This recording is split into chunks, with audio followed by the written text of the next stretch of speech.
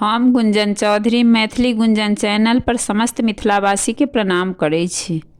आइ हम एकटा कोजगरा के गीत प्रस्तुत करऽ जाइ छी। अहाँ सबसे आग्रह जे गीत के अंत तक जरूर सुनब। देवर संगे खेलब पचीसी है कोजगरा के राती, देवर संगे खेलब पचीसी है कोजगरा के राती, देवर संगे खेलब पचीसी है कोजगरा के राती। सोना के कौड़ी रूपा के पासा कोना खेलब हम जीतब है कोजगरा के राती,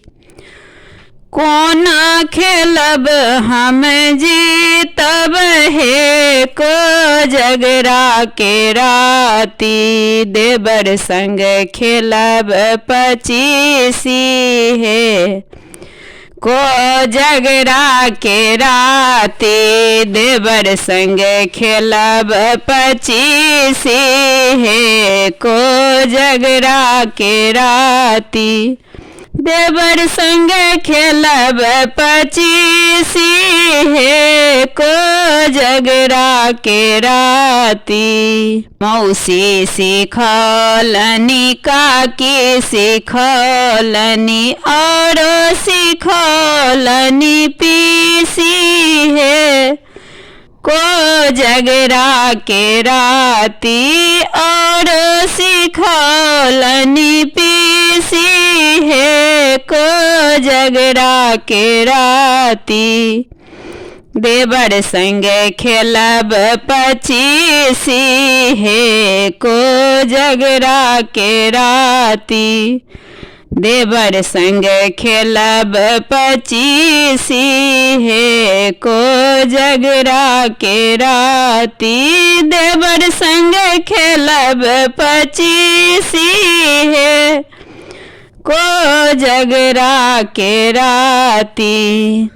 हमरो त देवर खेल हो न जानथी, भय गेल भौजी से हारी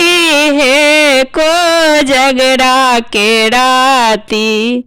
हमरो जे देवर खेल हो न जानथी, भय गेल भौजी से हारी है कोजगरा के राती, देवर संगे खेलब पचीसी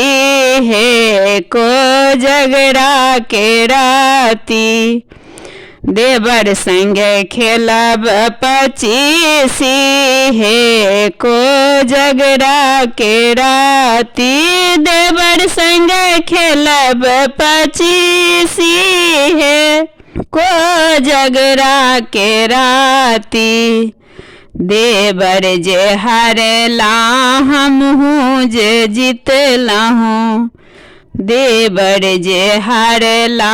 हमहूँ जे जीतला हूँ, सखी सब मारे पीहे कारी है कोजगरा के राती, सखी सब मारे पीहे कारी है कोजगरा के राती, देवर संगे खेलब पचीसी